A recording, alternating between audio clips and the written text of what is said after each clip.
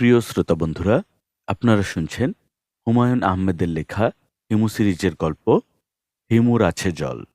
আজ প্রথম পর্ব। গল্প পাঠে আমি আদর আছি আপনাদের সঙ্গে। কানের কাছে কেউ একজন বলছে, হিমু, চোখ মেলো।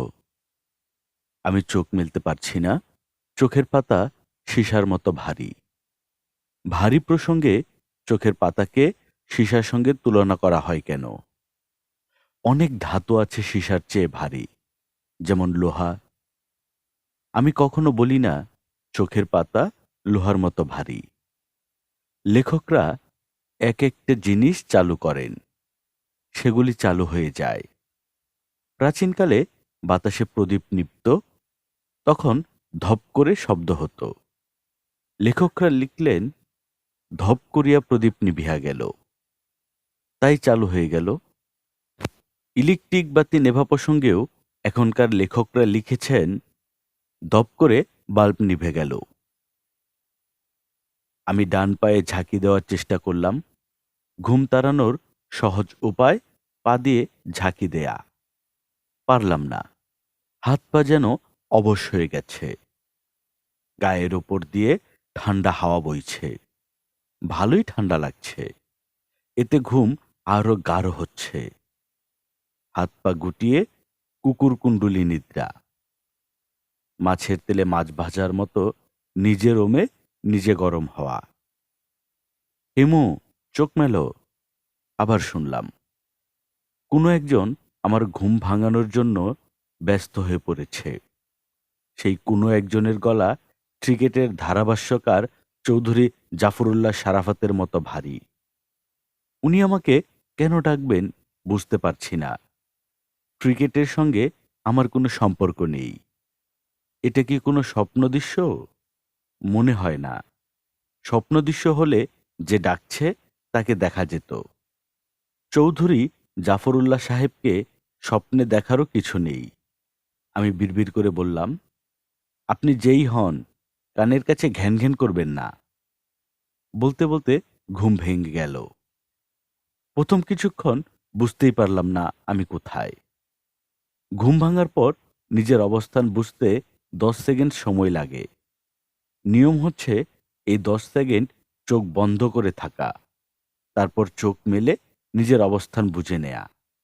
আমি তাই করলাম। অবস্থান জানা গেল।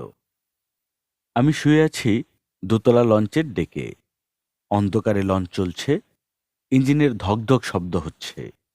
একজন বৃদ্ধ ছাড়া আমার আশেপাশে কেউ নেই। বৃদ্ধের চেহারা হোচিমিনের মতো। বয়স 70-এর বেশি। পিঠ ধনুকের মতো খানিকটা বেঁকেছে। বৃদ্ধের চোখে মোটা কাচের চশমা। কাচ এতই মোটা যে পেছনের চোখ দেখা যাচ্ছে না। হাতে বেতের বাঁকানো লাঠি। শুনেছি হজরত মুসা আলাইহে সালামের লাঠি নাকি বাঁকা ছিল। লাঠির মাথায় চোখ আঁকা ছিল। এই বৃদ্ধের লাঠিতে চোখ নেই। চশমা এবং লাঠিতে বৃদ্ধকে মানিয়েছে। লঞ্চে কোনো শখের ফটোগ্রাফার থাকলে তার অনেকগুলি ছবি উঠত। এই বৃদ্ধই কি আমাকে ডাকছিলেন? সম্ভাবনা ক্ষীণ। বৃদ্ধের আমার নাম জানার কথা না। বাজানের ঘুম ভাঙছে? হুম।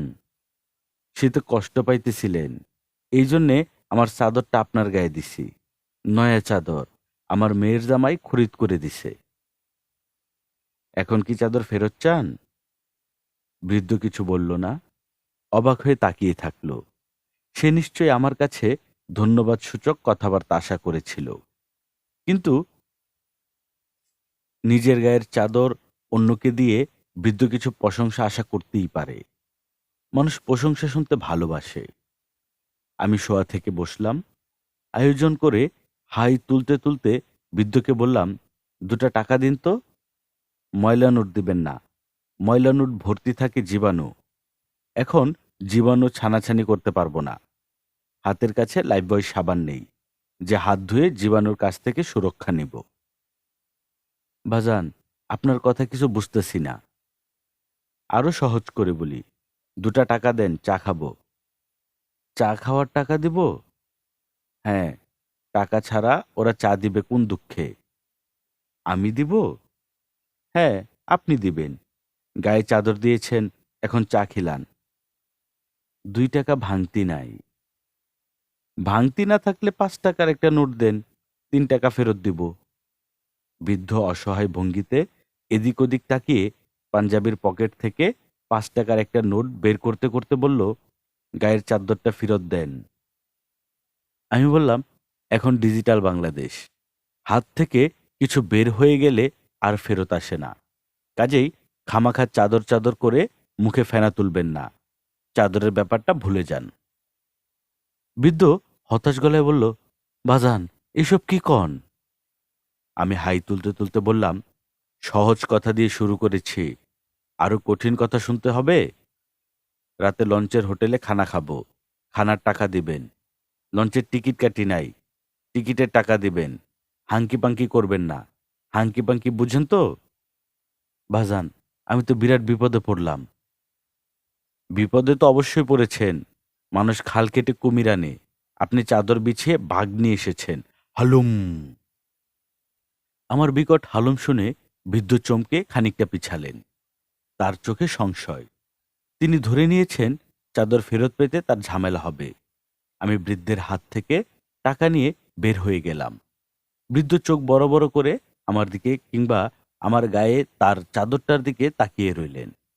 দূর থেকে দেখলাম তার ঠোঁট নড়ছে, সম্ভবত দোয়া পাঠ করছেন।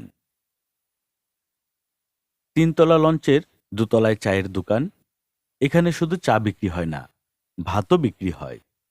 অ্যালুমিনিয়ামের বিশাল সাইজের বেশ কয়েকটা ডেক সাজানো আছে। ভাত বিক্রি শুরু হয়নি। দোকানের এক কোনায় সাইনবোর্ড টাঙানো হয়েছে। সাইনবোর্ডে লেখা, চাঁদপুর ক্রস করিবার পর খানা দেওয়া হইবে। খানার তালিকা দেওয়া আছে, ছোট ব্ল্যাকবোর্ডে চক দিয়ে লেখা। ইলিশ মাছ, ইলিশ মাছের ডিম, সবজি, ডাল, খাসি, মুসুর ডাল। মূল্য অগ্রিম পরিশোধ করিবেন। কোন খাবারের কি মূল্য তা লেখা ছিল, এখন মুছে গেছে কিংবা মুছে ফেলা হয়েছে। দোকানের সামনে বেঞ্চ পাতা।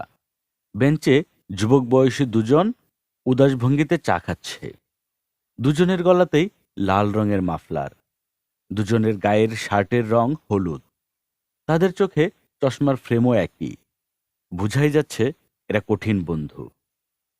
বিয়ে করার সময়ও এরা চেষ্টা করবে একই পরিবারের 2 বোনকে বিয়ে করতে। একজনের হাতে মোবাইল। মোবাইলে নোংরা কোনো ভিডিও ক্লিপ আছে। দুজনই আগ্রহ নিয়ে দেখছে এবং খ্যাকশিয়ালের মতো খিকখিক করে হাসতে গিয়েও হাসছে না, এদিক ওদিক তাকাচ্ছে। দোকানের মালিক কাঠের উঁচু চেয়ারে বসা, মাথা ভর্তি ঘন চুল, ছোট ছোট করে কাটা, ডাকাতের মতো চেহারা। এই লোকের দৃষ্টি ক্রমাগত ঘুরছে, কোথাও স্থির হচ্ছে না। আমি চায়ের কাপ নিয়ে 2 যুবকের মাঝখানে বসলাম। তারা সহজেই জায়গা ছাড়ল, বিরক্ত হলো না, যদিও বিরক্ত হওয়ার কথা। 2 বন্ধুর মাঝখানে হাইপেন হয়ে থাকা মোটেও গ্রহণযোগ্য না। তাদের ভিডিও দেখা কিঞ্চিত বাধাগ্রস্ত হলো। চায়ে চুমুক দিয়ে ডান পাশের যুবককে বললাম, চায়ে কর্পূরের গন্ধ পাচ্ছেন? যুবক তার কাপে চুমুক দিয়ে বলল, হুম। কড়া গন্ধ না? হুম। চায়ে কর্পূরের গন্ধ কেন পাওয়া যায় জানেন? না। জানতে চান? অবশ্য না জানাই ভালো। জেনে ফেললে কাপের বাকি চাটা খেতে পারবেন না। ৳2 চা নষ্ট হবে। যুবক তীক্ষ্ণ গলায় বলল, বলেন তো কি ঘটনা? আমি বললাম, ডেড বডি এক জায়গা থেকে আরেক জায়গায় নিতে হলে চা পাতা দিয়ে মুড়ে নিতে হয়। চা পাতার সঙ্গে থাকে কর্পূর। চা পাতার ভেষজ গুণের কারণে ডেড বডিতে পচন ধরে না।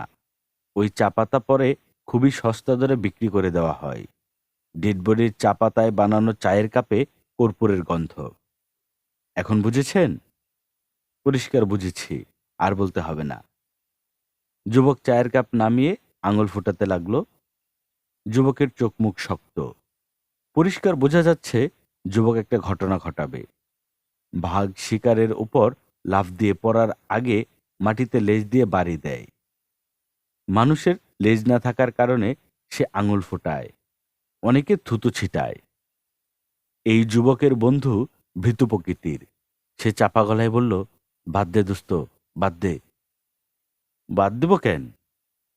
ঝামেলা যাওয়ার দরকার নাই, ঝামেলার প্রয়োজন আছে। এই হারামজাদার নাকটা আমি যদি না ফাটাই, আমার নাম শাকুর না, আমার নাম কুকুর।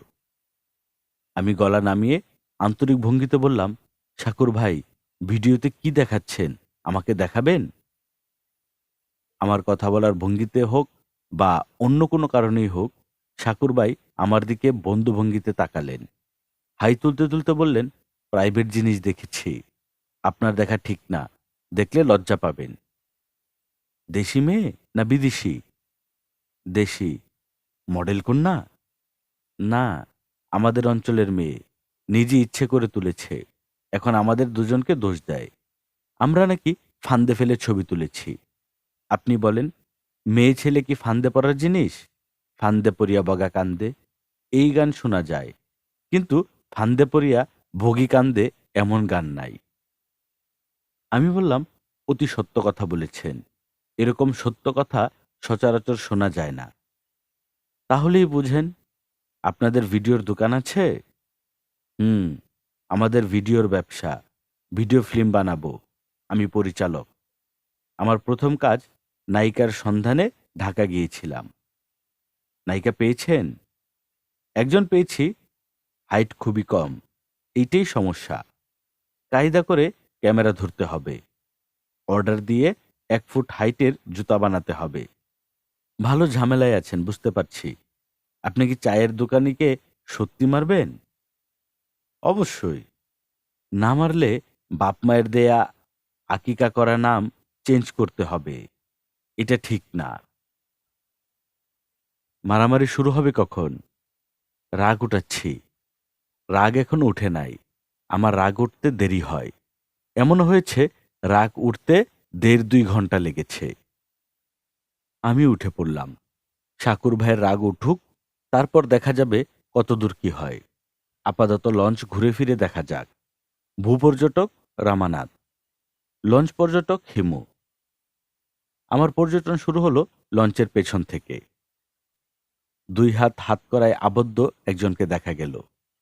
কোমর দড়ি দিয়ে বাঁধা, পায়ে ডান্ডা বেরি, মুখ ভর্তি দাড়ি, মাথায় বাবরি চুল, সাদা লুঙ্গির উপর মৌলানা ভাসানী টাইপ সাদা পাঞ্জাবি। তার সঙ্গে 4 জন রাইফেলধারী পুলিশ। সবাই পা লেপ্টে মেঝেতে বসে আছে। তাদের কাছাকাছি লাল প্লাস্টিকের চেয়ারে একজন সাব ইন্সপেক্টর বসা। শার্টের পকেটে নাম লেখা জাকির হোসেন। উৎসুক কিছু মানুষ দূর থেকে দেখছে, কাছে আসার সাহস পাচ্ছে না। আমি এগিয়ে গেলাম, বিনীত গলায় বললাম, জাকির ভাই, আপনাদের কিছু লাগবে? চা, সিগারেট লাগলে বলেন, এনে দিব। জাকির হোসেন বিরস গলায় বললেন, কিছু লাগবে না। তিনি ম্যাচের কাঠি দিয়ে কান চুলকাচ্ছেন। কাঠির যে অংশে বারুদ, সেই অংশই কানের ভেতর ঢুকানো। তাকিয়ে থাকতে অস্বস্তি লাগে, মনে হয় এই বুঝি কাঠিতে আগুন ধরে যাবে। আমি বললাম, স্যার, হাত করা পড়া মৌলানা সাহেবের ঘটনা কি? ঘটনা তোমার জানার প্রয়োজন নাই, আমি পত্রিকার লোক। ঘটনা জানলে নিউজ করে দিতাম, ছবিসহ নিউজ, সঙ্গে আপনার মিনি ইন্টারভিউ। কোন পত্রিকা? আমি কালের চিৎকার, পত্রিকার ভ্রাম্যমাণ লঞ্চ সাংবাদিক। লঞ্চে ঘুরে ঘুরে নিউজ সংগ্রহ করি। হাত করা পড়া মানুষটি আগ্রহ নিয়ে তাকাচ্ছে, তার মুখ হাসি হাসি। সে আমার দিকে তাকিয়ে বলল, সাংবাদিক ভাই বসেন। আমি সঙ্গে সঙ্গে বসলাম। এইসব ক্ষেত্রে দেরি করতে নাই। জাকির হোসেন কঠিন চোখে তাকালেন, তবে কিছু বললেন না। তিনি কাঠি দিয়ে কান চুলকিয়েই যাচ্ছেন। মনে হয় কাঠিতে আগুন না ধরা পর্যন্ত তিনি থামবেন না। আমি হাত করা বাঁধা মানুষটার দিকে তাকিয়ে বললাম, আপনার নাম কি? আমি পীর হাবিব কুতুবী। আপনি পীর নাকি? জি। আমার 1000-এর উপর মুরিদ আছে। মুরিদানের মধ্যে জজ আছে, উকিল আছে, সংসদ আছে, একজন প্রতিমন্ত্রী আছে। বলেন কি? সবই আল্লাহর লীলা, আমার কিছু না। সুবহান আল্লাহে ওয়ালহামদুলিল্লাহে ওয়ালা ইলাহা ইল্লাল্লাহ ওয়াল্লাহু আকবার। অর্থ, আমি আল্লাহ তাআলার পবিত্রতা বর্ণনা করিতেছি এবং সমস্ত প্রশংসা আল্লাহ তাআলার জন্যে, আর তিনি ছাড়া অন্য কোনো মাবুদ নাই এবং আল্লাহ তাআলাই সর্বশ্রেষ্ঠ। আপনার এই অবস্থা কেন? পীর হাবিব কুতুবী হাসিমুখে বললেন, ঢাকা সেন্ট্রাল জেলে ছিলাম, এখন আমাকে বরিশাল সেন্ট্রাল জেলে নিয়ে যাচ্ছে, সেখানেই ফাঁসি দিবে। ফাঁসি? জি। বরিশাল হলো মফস্বল শহর, সেখানে ফাঁসির ব্যবস্থা কেমন কে জানে। ভালো থাকার কথা না। সরকারের কাজকর্ম কিছুই বুঝি না। তাদের উচিত ছিল আমাকে ঢাকায় ফাঁসি দেওয়া, তাদের খরচ বাঁচত। সাংবাদিক ভাই, আমার এই কথাটা মনে করে লিখবেন। অবশ্যই লিখব। আপনার ফাঁসি হলো কেন? করেছিলেন কি? আমি কিছুই করি নাই। আমার পালার জিন কফিল করেছে। আমার ২ স্ত্রী এবং ১ শালী ৩ জনকে একসাথে খুন করেছে। দোষ পড়েছে আমার ঘাড়ে।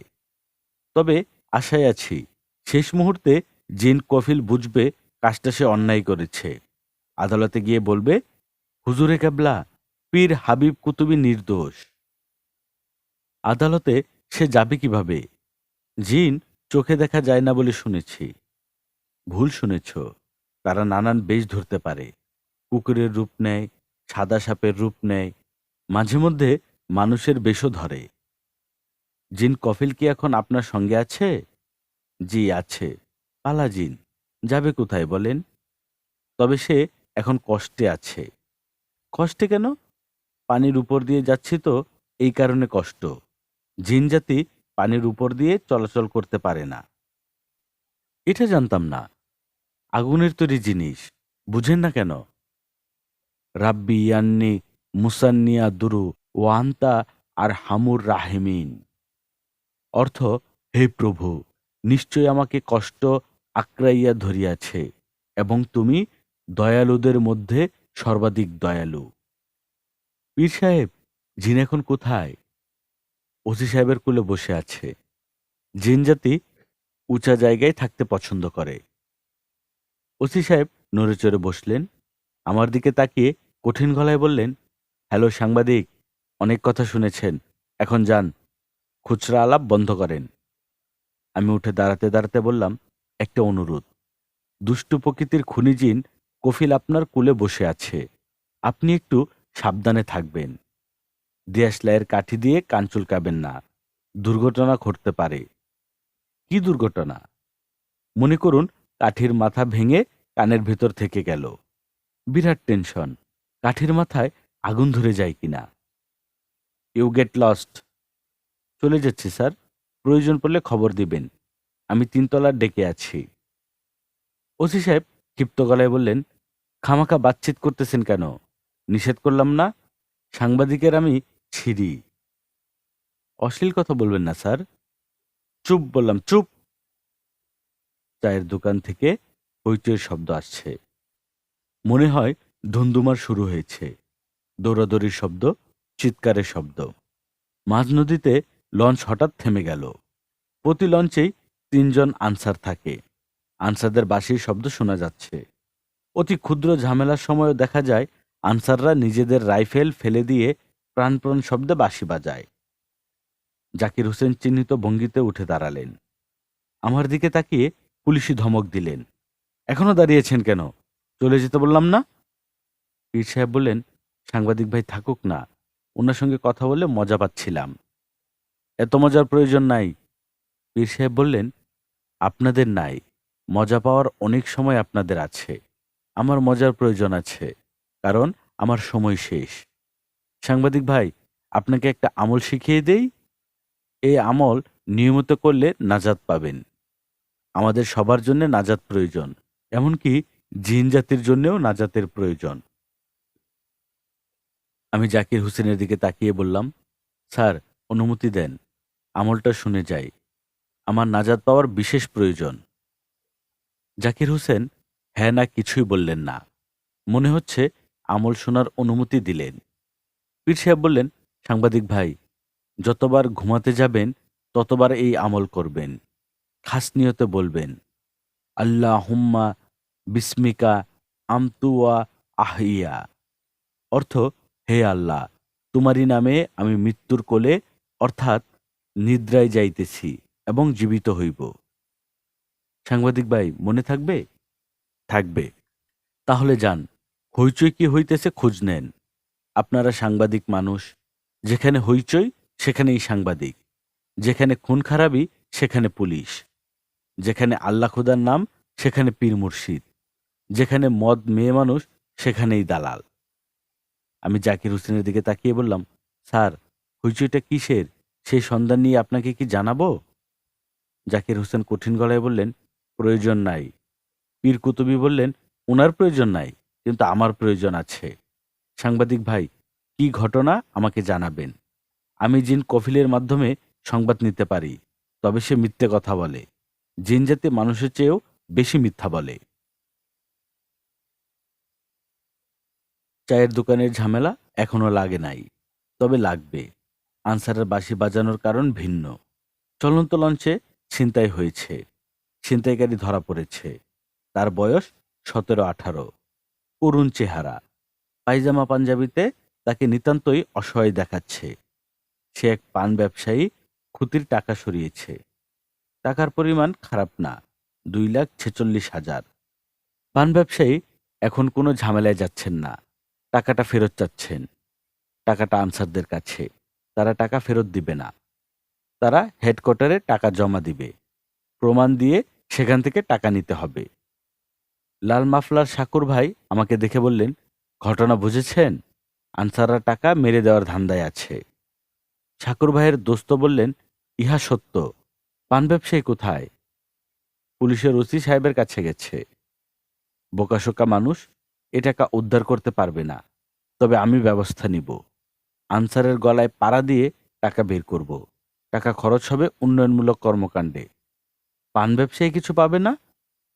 কিছু অবশ্যই পাবে। টাকা উদ্ধার করে দিব, সেই খরচ আছে না? আছে। একজন ওসি সাহেব লঞ্চে আছেন, তাকেও ভাগ দিতে হবে। আমি বললাম, বেশি ভাগাভাগি করলে দেখা যাবে আপনার ভাগেই কিছু পড়ল না। ঠাকুর ভাই বললেন, আমি টাকা নিয়ে কি করব?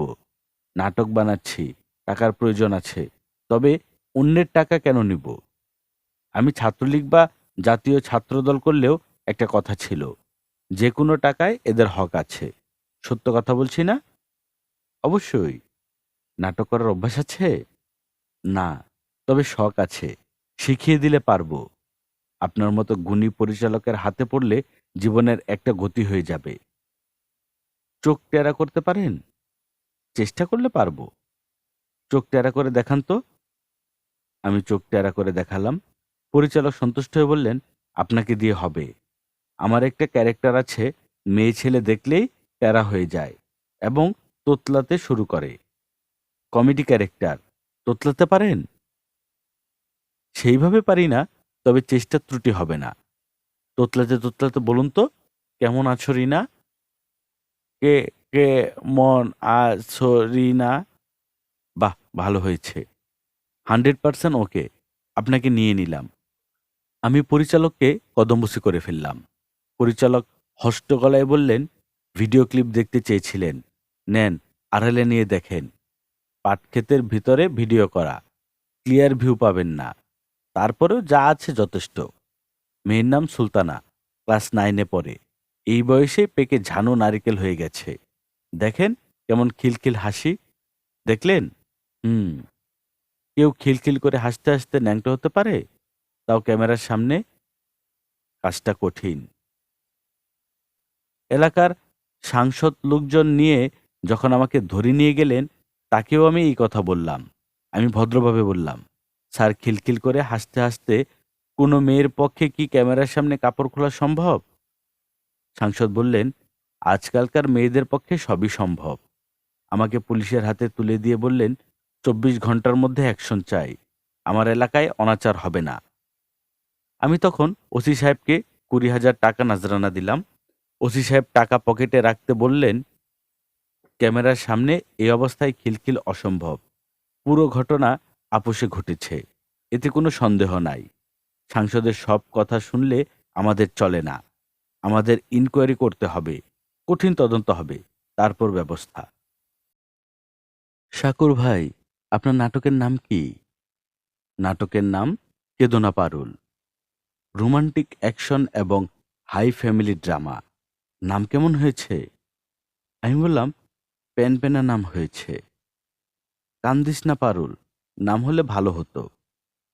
দুই বন্ধু মুখ চাওয়াচই করতে লাগলো। মনে হয় নাম পছন্দ হয়েছে। শাকুরবার বন্ধু বললেন, কান্দিস না পারুল নামের মধ্যে পাওয়ার আছে। এটা নিয়ে আরও চিন্তা করা প্রয়োজন। আপনি মোবাইলে ভিডিও ক্লিপ দেখতে থাকুন। নাটকের নাম আজ রাতেই ফাইনাল হবে। আমি বললাম, মোবাইল ফোন আপনার কাছে থাকুক, অবসর সময়ে আপনার সঙ্গে আরাম করে দেখব। এইসব জিনিস একা দেখা যায় না। সত্যি কথা বলেছেন। যান, কোথায় যাচ্ছেন? ঘুরে আসেন, তারপর তিন ভাই মিলে আরাম করে দেখব।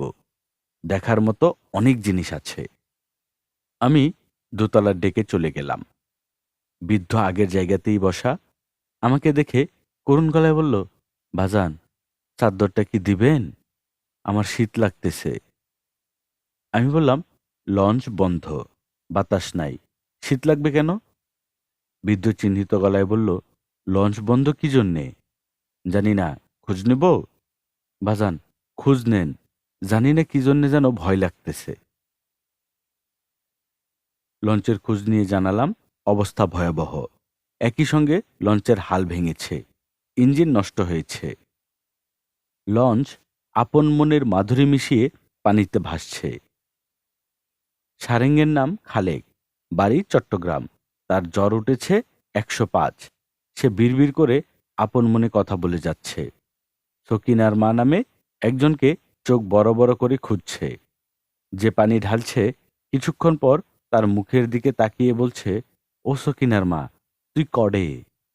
আর শরীর পুরি যায় গে, তুই কডে? লঞ্চ চাঁদপুরকে বাপাসে রেখে চলে যাচ্ছে।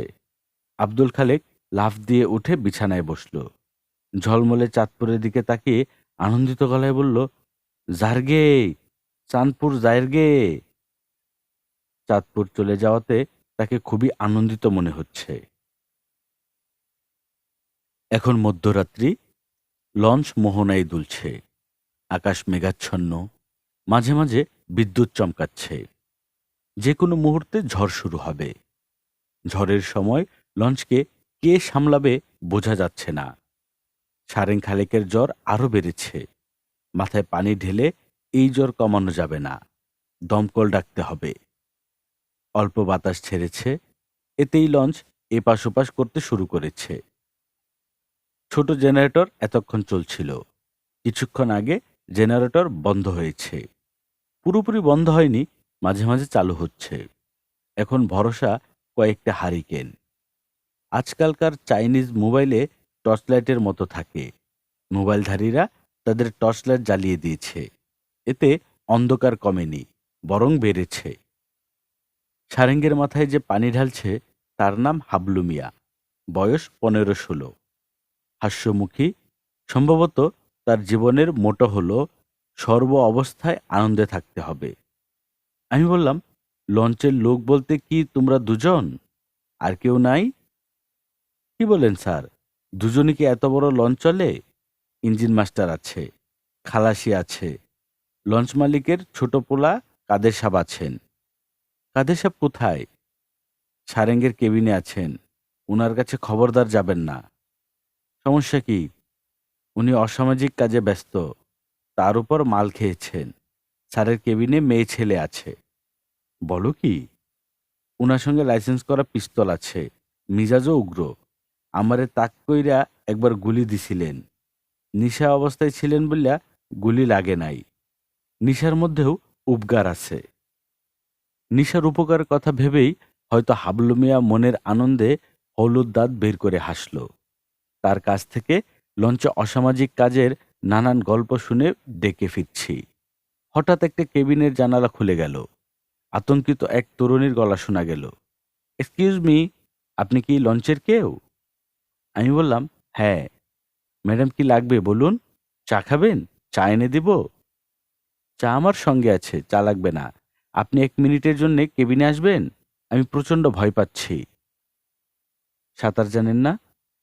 সাঁতার কেন জানতে হবে? লঞ্চ কি ডুবে যাবে নাকি? হ্যাঁ, ডুববে। তবে সাঁতার জেনেও লাভ নেই। তারপরেও গাপুর-গুপুর করে কিছুক্ষণ ভেসে থাকা। প্লিজ, আপনি কেবিনে এসে কিছুক্ষণ বসুন। আপনি একা? জি, আমি একা। আমি আমার মামার বাড়ি বরগুনা যাচ্ছি। সবাই বলছিল বাই রোডে যেতে। আমি ইচ্ছে করে লঞ্চে যাচ্ছি। অনেকেই আমার সঙ্গে আসতে চেয়েছিল, আমি কাউকে আনিনি। আমার আত্মীয়-স্বজনরা সারাক্ষণ বকবক করে। ওদের বকবকানি শুনতে ভালো লাগে না। ওদের না এনে ভালো করেছেন। দলবল নিয়ে মারা যাওয়ার কোনো মানে হয় না। কবি রবীন্দ্রনাথ এই জন্যই বলেছেন, একলা মরো, একলা মরো রে। উনি একা মরতে বলেছেন। উনি একা মরতে বলেছেন? উনি একলা চলতে বলেছেন। মৃত্যু তো অনির্দিষ্টের দিকে চলা। লঞ্চ কি সত্যিই ডুববে? ঝড় উঠলেই ডুববে। ঝড় এখনো উঠেনি। ঝড় উঠলেই দেখবেন লঞ্চ ডান দিকে কাত হয়ে ভুস করে ডুবে যাবে। আপনার সঙ্গে ভিডিও ক্যামেরা আছে? ভিডিও ক্যামেরা থাকলে লঞ্চ ডুবার প্রক্রিয়াটা ভিডিও করে রাখতে পারবেন। ভিডিও করার সময় বাঁদিকে থাকবেন। খেয়াল রাখবেন লঞ্চ ডুববে ডান দিকে। ডান দিকে কাত হবে কেন? কারণ লঞ্চের লোকজন ডান দিকে মালামাল বোঝাই করেছে। প্লিজ, ভেতরে এসে কিছুক্ষণ বসুন প্লিজ। আমার কাছে চার্জ লাইট আছে। চার্জ লাইট জ্বালাচ্ছি। আমি কেবিনে ঢুকলাম। পাশাপাশি ২টা বিছানা। আমি মেয়েটির মুখোমুখি বসলাম। প্রথমবারের মতো তার দিকে ভালোমতো তাকালাম। কিছুক্ষণের জন্য আমি বাকরুদ্ধ হলাম। নদের চাঁদের সঙ্গে এই মেয়ের দেখা হলে তিনি বলতেন, বাড়ির কাছে সানে বাঁধা চারকোনা পুষ্কুনি, সেই ঘাটেতে তোমার সঙ্গে সাঁতার দিব আমি। অন্দরমহলে আমার ফুলের বাগান, দুজনে তুলিব ফুল সকাল বিহান। চন্দনহারা পরাইয়া নাকে দিব নথ, নূপুরে সোনার ঝুনঝুনি বাজবে শত শত। এই মেয়ে নদের চাঁদের মহুয়ার চেয়ে সুন্দর। মহুয়ার চেহারায় নিশ্চয়ই গ্রাম্য ভাব ছিল।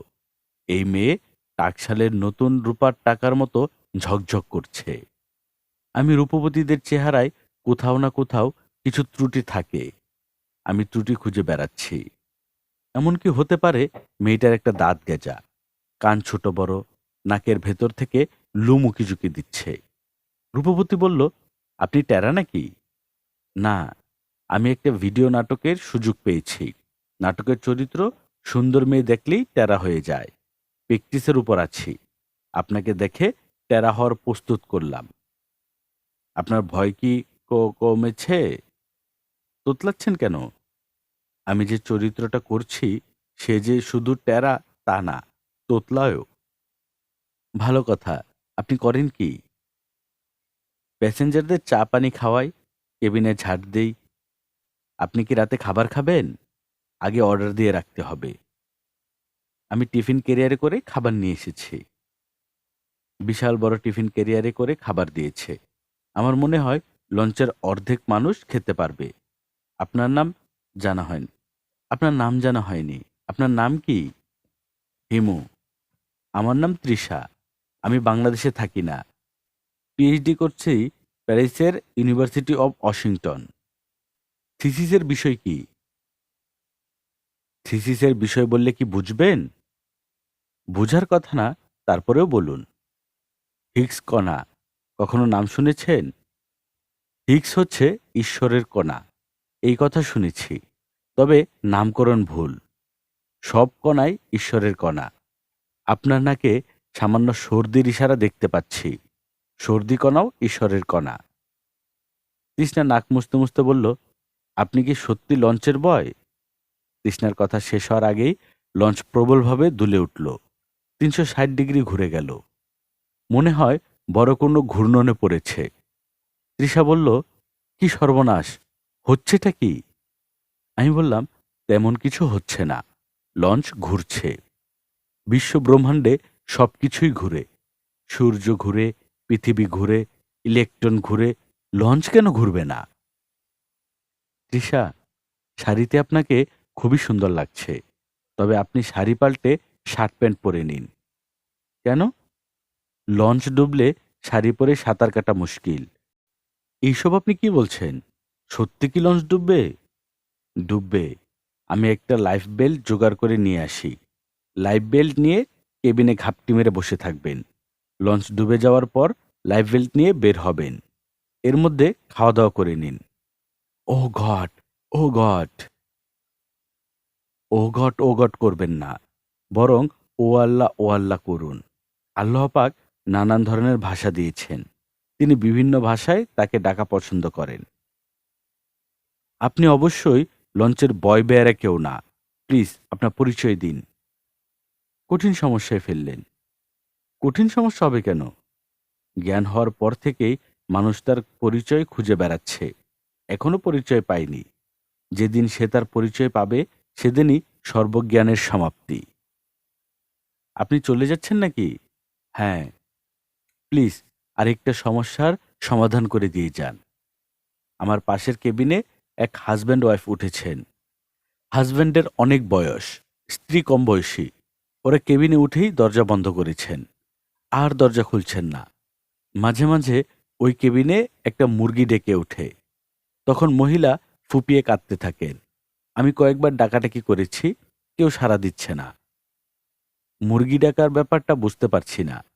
রহস্যভেদের ব্যবস্থা করছি। আমি একটা চক্কর দিয়ে আসি, তারপর দরজা ভেঙে এদের বের করার ব্যবস্থা করব। দরজা ভাঙতে হবে কেন? দরজা না ভাঙলে এরা বের হবে না। এরা মোটেই স্বামী স্ত্রী না। অসামাজিক কর্মকাণ্ডের জন্যে কেবিন ভাড়া করেছে। সারা রাত আমোদ ফুর্তি করতে করতে যাবে।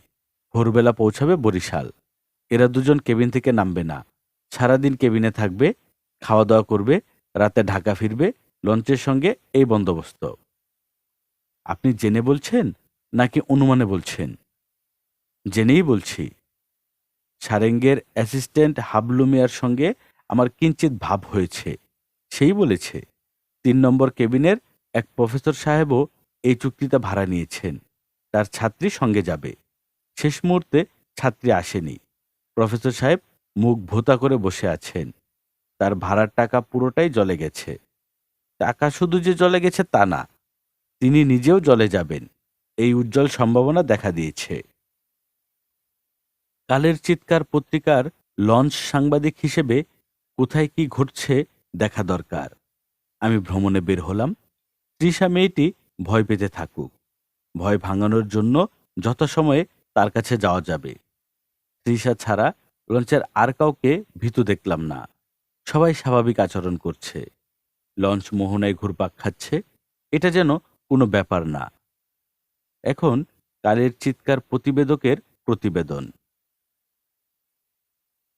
প্রিয় বন্ধুরা, আপনারা শুনছিলেন হুমায়ুন আহমেদের লেখা হিমু সিরিজের গল্প হিমুর আছে জল।